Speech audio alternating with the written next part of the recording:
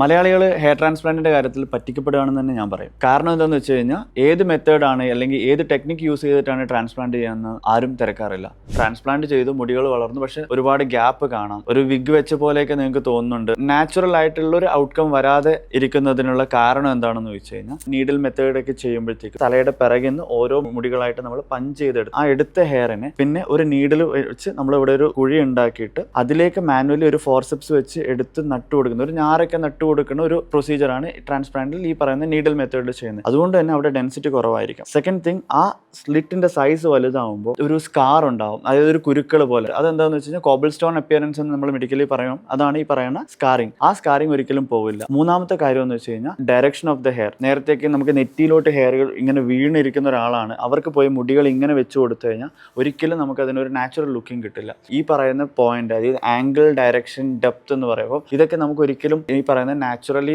ഉള്ളതുപോലെ ഒരിക്കലും ഈ നീഡിൽ മെത്തേഡിൽ ചെയ്തെടുക്കാൻ പറ്റില്ല. ഏറ്റവും ബെസ്റ്റ് മെത്തേഡ് എന്ന് പറയുന്നത് പെൻ മെത്തേഡാണ്, അതായത് ഡയറക്റ്റ് ഹെയർ ഇംപ്ലാന്റ് മെത്തേഡ്. പറയുന്ന പെൻ ഒരു ഫീഡറായിട്ട് വർക്ക് ചെയ്യും. നമ്മൾ അതിലേക്ക് ഹെയറിനെ ഫീഡ് ചെയ്ത് കൊടുത്ത് ഈ കുഴികൾ എടുക്കാതെ തന്നെ ഡയറക്റ്റ് ആയിട്ട് ഒരു ഇഞ്ചെക്ട് ചെയ്ത് അവിടെ തന്നെ പ്രസ് ചെയ്യും. അതിനാണ് ഡയറക്റ്റ് ഹെയർ ഇംപ്ലാന്റ് മെത്തേഡ് എന്ന് പറയാം.